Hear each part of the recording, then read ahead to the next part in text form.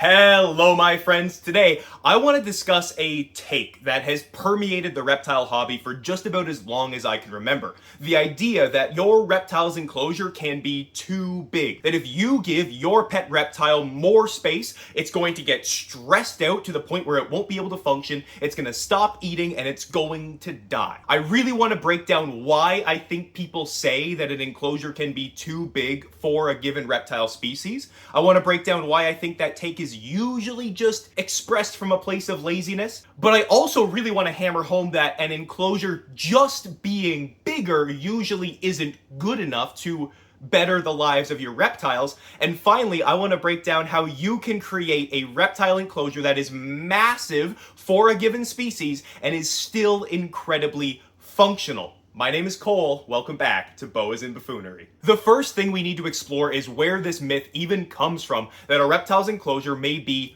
too big. And I think this predominantly comes from the snake keepers of the reptile hobby compared to just about everyone else, because snakes seek security. After you nail down heat and humidity and temperature regulation, the next thing that people really focus on when creating an environment for a snake is security. You want them to feel safe because a stressed out snake doesn't eat, doesn't want to be handled, and just isn't a good time for the snake or the keeper. And if you are the type of person that likes to go herping and go looking for reptiles in the wild, you kind of inherently know this to be true. You know that the most common place you find reptiles is under rocks, under logs, under sheet metal that you've laid out the day before, because reptiles want to feel safe. They want to feel secure, especially during hours of the day where their predators are abundant. You will most commonly find them under cover and wedged into incredibly tight spaces. A snake or another reptile will seek out security first and foremost. So it does stand to some logical reason that if you're creating an environment in your home for a pet reptile, you want them to feel ultimately secure. So you might limit visual stimulation by blacking out the walls of an enclosure or just using a tub or rack system. This will provide your snake or your pet reptile with a sense of security. They will feel safe. But feeling safe isn't the only thing that we need to be looking for when setting up a reptile's enclosure. However, we do see the supposed benefits to keeping animals in these simplistic small enclosures when they are initially moved from the breeder's setup into a large enclosure, especially one created by someone who is relatively new to the hobby. The breeder often sees that their animal is healthy when they hand them off to the purchaser of that animal. And then when the pet keeper takes that animal, puts it into a larger enclosure, that animal is stressed out. They don't eat for a little while. They may develop health conditions due to a higher level of stress while they adapt to their new environment because they are receiving higher levels of visual stimulation. They may be handled in the first couple weeks, which isn't a great idea generally. I mean, these animals are coming from an environment where everything was dark, they knew where they had to get fresh water, and every once in a while, food just came to them on a stick. Now they have to adapt to an environment where they can see around them. There are a bunch of different places to go and explore, and at all times, there's this big giant thing staring at them through the glass or the plexiglass of their enclosure. This will absolutely increase stress. This snake or this lizard or whatever reptile you may be keeping does have to adapt to this larger, more open space with much more visual stimulation. And on top of that, you are now trying to give them food, and when a snake or another reptile is eating or is digesting a meal, that is where they are at their most vulnerable. So they may not want to do that until they feel comfortable and secure. And I think a lot of breeders see that. They see the transition of their healthy animal in their rack or tub system moved into a larger enclosure where they're not eating because they're stressed out, and they say, see, the tubs and the racks work. This is what the snakes prefer. But it's just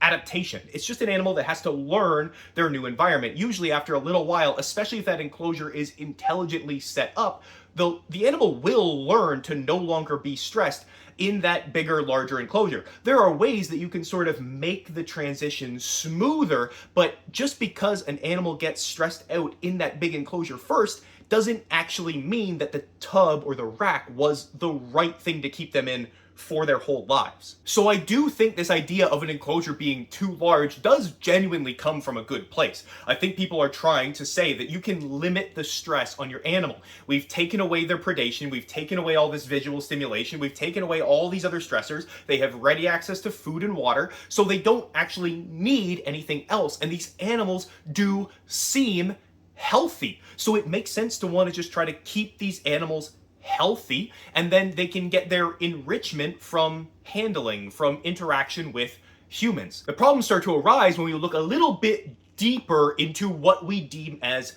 healthy for these animals. There have been studies done that show that ball pythons that are raised in a rack system actually show slower and more limited brain development than a ball python that is either raised in the wild or ball pythons that are raised in more complex vivariums. Yes, both the animal that lives in the wild and the animal that lives in the more complex enclosure do experience higher levels of stress, but that stress comes along with greater mental stimulation and allows them to learn and grow and adapt to their environment in a way that a tub or rack system just simply doesn't. But this isn't just about sort of tubs and rack systems. This still does apply if you have a really nice, expensive PVC enclosure that is still too small for your animal because you were told that an animal does better in these smaller, simpler setups.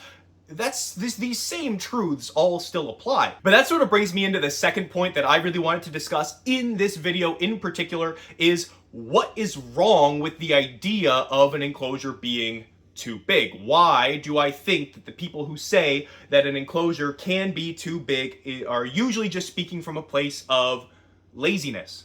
Let's talk about it. Yes, a big open enclosure can absolutely be stressful for your pet reptile, but that is not the fault of the size of the enclosure, more so the design of it. Because absolutely, reptiles do need a high level of security. Let's go back to what we talked about earlier. When you're looking for snakes and other reptiles in the wild, you're most likely going to find them under a piece of sheet metal or under a rock or something along those lines. But they have the option to be in that tight, secure space, but they also have the option to roam. If you go herping, my guess is you've also probably seen a reptile swimming, or you've seen a reptile just crossing a path or a walkway or climbing a tree, because these are all things that reptiles regularly partake in. But you may also notice that they very much limit their time in open, empty spaces. They prefer to be covered by foliage as they travel. When they go swimming, they're usually going to swim with just kind of their head poking out of the water, or maybe they're floating along the surface, but they're moving with the water so as not to be detected. They are still moving, they're still traveling, they might be hunting for food, they might be looking for a mate, they are behaving like wild animals, and sometimes they hide themselves away. Again, especially during peak times where predators are out and about. But that doesn't mean that they never like to be away from that tight, confined space. That means that tight, confined space is one individual element of the environment that makes them able to thrive within their larger ecosystem. And I think we really do a disservice to these animals by flipping them under a rock and then saying, oh, see, these snakes want to be under a rock all the time, or these little lizards want to be under a rock all the time, because that's so clearly not reality. And the other thing that these smaller enclosures miss out on is the ability to create thermal gradients or microclimates, because reptiles don't exist in one space, in one time of year all the time in the wild. In the wild, they're going to experience temperature changes. They are going to have different parts of their ecosystem that exist differently. And I think it's crucial that we give them that opportunity. Why then do these bigger enclosures that may theoretically have some of this not work? Well, it's because they're designed poorly. The reason why the ball python that was taken out of a breeding tub and into a bigger enclosure didn't work is because, well, the breeding tub had one hide and one water bowl, and the bigger, larger enclosure had one hide, maybe a second hide on the warm side of the enclosure, and that same one water bowl. Meaning there's a bunch of this empty, useless space where nothing is happening, so you're not actually providing anything extra to your reptile. We've talked a lot about the stress piece, and that is absolutely important, but let's talk about an animal that maybe is a little less high-strung and a little more adventurous. Let's talk about, say, a Euromastix. I just made a video about Euromastix. That was a ton of fun to make, but I love Euromastix, and they're very curious, and they're very active lizards, but they also enjoy cramming themselves into ridiculously tight spaces sometimes. But that doesn't mean you would ever set up a Euromastix in a small cramped space for them to live all the time, because these lizards also need to climb. They also need to run. They enjoy a varied diet of a bunch of different plants, and they need to explore to find those plants in the wild, so giving them that opportunity within their enclosure is crucial. And then if we want to talk about an animal that is very high strung, something like a blood python, which I also keep and I also love, a lot of people will say that blood pythons need to stay in these small, tight enclosures because in the wild, they spend most of their lives sitting still and hiding, and they are high-strung, stressed animals, and they need to feel that sense of security almost all the time. And this is true, but the way that you facilitate that is in an enclosure isn't that you just shrink the size of the enclosure, you just fill it with more stuff. You allow them to hide in different ways. You have part of the enclosure covered in leaf litter, part with some cork bark, part with like a big real like store-bought hide, and then you give them a large water area, because the other thing that people seem to miss about blood pythons all the time is they do a lot of hunting in the water. They spend a lot of time in shallow streams and rivers waiting for an animal to come to drink, and they eat them there. Like, there are just ways that you can facilitate the security and the lack of stress in your animal that don't involve shrinking their enclosure size. Look, this may be an odd comparison, but imagine you had a cat in a small apartment and it was a relatively empty small apartment and your cat was destroying everything because it was bored and it was stressed because it was bored. And then you moved into a big warehouse and you didn't fill it with any more stuff. You had the same amount of stimulation in that big warehouse that you had in your little apartment that your cat was bored in. Well, your cat is still gonna be bored because yes, you've given them more space, but you haven't given them more to do, which is way more important. Which brings me to the third thing that I really want to talk about in this video, is that just making an enclosure bigger is not good enough. Because a bigger enclosure isn't always better. Are you using that extra space effectively? Are you actually creating those different microclimates? Are you actually using all of that space that is now available to you when you increase the enclosure size? I have a personal example for this. I had a very well thought out, very decorated, very leveled 4x2x2 enclosure for my baby boa constrictor before I moved her into an 8x4x4 enclosure now that she is a sub-adult of some sort. And though that is more space for her, for a long time, she didn't actually have that much more usable space. She didn't have that many more levels, even though she had a much larger enclosure. I would say in terms of usable space, she had maybe 8x4x2.5. She had some logs and some rocks to like climb on and stuff, but she didn't really have the ability to do all the things that I would want a boa constrictor to be able to do. And quite honestly, that enclosure still needs work. I still have to develop ways for her to be able to accomplish more climbing. I mean, she does have the ability to hide in a variety of different settings, whether that's foliage, whether that's a log pile that I have in there, whether that's some stick clutter that's all over the enclosure, and she does have the ability to swim in her very large water bowl, and that's great. I am proud of that enclosure, even though it still needs work. But I am far more proud of my 4x4x2 that my pet Euromastix is in, because I made much better use of that space. I was able to install different platforms and different basking levels, and he uses all of that enclosure, and it's always fun to watch him explore the different levels and microclimates within that specific enclosure.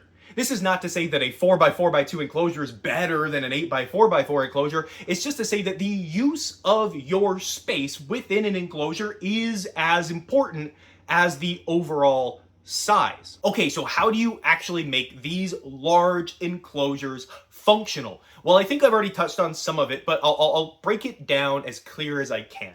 The first thing that you should think of is usable space. Think layers. If you have a super tall, super wide enclosure, and the only thing that your pet gecko can climb is the walls, then you have all of this air in the middle of the enclosure that's not doing anything for you and not doing anything for the animal. You can fill that with plants, whether they're real or fake. You can put different ledges on different places within the enclosure so that they have climbing opportunities at every point of this massive enclosure that you've given them. That's fantastic. If you have a ground-dwelling species or one that spends a lot of time underground, like my pet hognose snake, maybe mix up the substrate from time to time or change the ratios of how much of each component of the substrate you're putting in each part of the enclosure so that they have something to explore even while they're underground. And then with your hides and your foliage that you put on top of the substrate, give them variety. Give your pet reptile, no matter what it is, hides that look,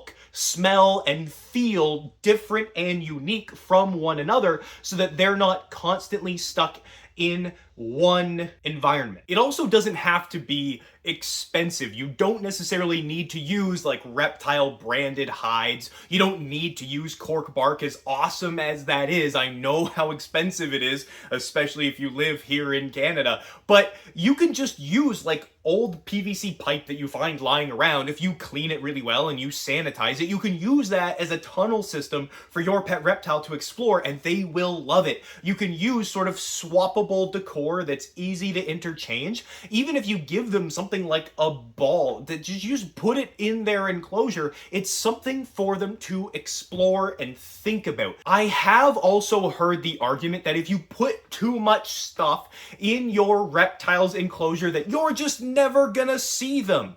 And like, maybe, but that's not a failure on your part. If anything, that's a success. You have given that reptile the option to stay hidden even from you. If that's not the type of animal that you are trying to bring into your home, then maybe you should look into a reptile species that prefers to stay out in open space a little more, or that is a little more social. I mean, how many YouTubers have made videos about emerald tree skinks and how they just seem to love attention from people?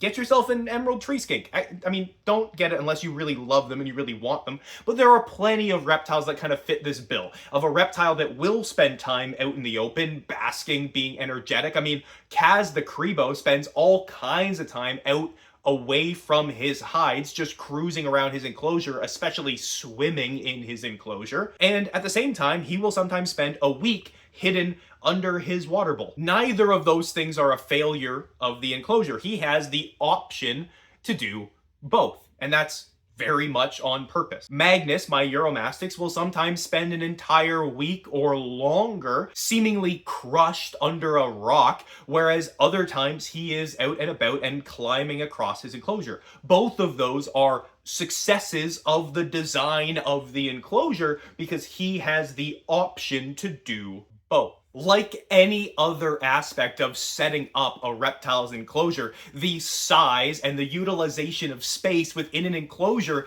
absolutely has to come from a place of understanding that animal's natural history, understanding where that animal comes from, how they live in the wild, and how you can best try to replicate that in a captive setting. This doesn't mean you're going to get it perfect, and it doesn't have to be perfect, and it definitely doesn't have to be perfect on your first try. You can always learn and expand and grow, and that's one of the beautiful things about this hobby. It gives us an opportunity to be constantly learning and constantly evolving. At the end of the day, I think a big reason for the push for these smaller, more simplistic, or intentionally cramped enclosures is a lie that people tell themselves out of convenience. The excuse, the thing that people project, is that it's for the animal's security, it's for the animal's safety, but I think that has come second from the fact that it's cheap, it's easy, and it's easy to collect more animals if you keep them that way. I think the real reason why a lot of people prefer smaller setups is because that enables them to keep more animals, and it limits the amount of money they have to spend on their animals. It limits the amount of thought that has to go in and the time that has to go into designing and setting up an enclosure. It just so happens that you can use the scapegoat of, well, reptiles love small confined spaces even in the wild. You can use that argument and it makes logical sense, but I don't think it's truthful and I don't think it's useful. I think it's an excuse more than anything else. I think at the end of the day, reptiles want options. They want to be able to explore and they want to be able to confine themselves to tight spaces on their own terms. Yes, they can get stressed out in big wide open spaces, but stress inherently in and of itself, especially in small doses, isn't really a bad thing. Every living creature experiences some level of stress, and it often helps us to develop our brains. It helps us to think through things. And even for human beings, stress can be an important part of your growth and development. And I don't think it's that different for reptiles. Obviously, reptiles are very different from human beings, but as proven by the study of ball pythons in rack systems versus big open vivariums, reptiles' brains still develop better with some level of stress in their environment. On the flip side, I think a lot of people just buy these massive big enclosures and don't really have a plan for what they're going to do with it to make that massive enclosure actually fit their animal's needs. I have fallen into this trap myself, as I discussed with my boa constrictor's enclosure, and it's something that I am still working on developing my skills within. An enclosure just being big is not good enough. In fact, a giant enclosure is really only as good as what you actually fill it with to provide for your pet reptile. What I want you to do is walk into your reptile room or the space where you keep your beloved pet reptile and think to yourself, do they have options and do they feel secure? Do they have the option to explore? Do they have the option to kind of express all of their natural behavior? And do they have enough security within their enclosure? There are sort of easy fixes for all of these things. You can just increase the size of the enclosure if you feel like don't have enough options and give them more things to do. Or if it seems like they wouldn't feel secure, just put more stuff in the enclosure. It sounds kind of silly. It sounds kind of basic, but just fill it with more crap. As long as it's reasonably thought out, just putting more things in your reptile enclosure will usually improve its functionality. Maybe not its visual aesthetic appeal, but it will be more functional, which is absolutely more important. And maybe what this comes down to is that you just don't have the space for the animal that you want to keep. Maybe you really want a boa constrictor, but you only have space for a 4-foot enclosure. I hate to say this, but you're just not in a place where you can get a boa constrictor, and that's okay. Not everyone needs to have massive animals. Not everyone needs to have plenty of different animals. It really just comes down to what is the animal that you can provide for that you're excited about. I've talked about this plenty of times. So with all that being said, if this video upset you, if it made you mad, really critically ask yourself, why? Is it because you passionately disagree with me? Then tell me about it. Tell me why I'm wrong. I'm open to hearing other opinions. But if you're really mad at me because I'm calling you out for a behavior that you know you're doing and you know it's wrong, really think about how you can improve the lives of your animals. But regardless whether you agree with me or not, feel free to tell me your thoughts on this topic in the comment section below. I'd love to hear from you guys. Have a wonderful, wonderful rest of your day, an awesome rest of your week, and I'll see you guys next time. Cheers.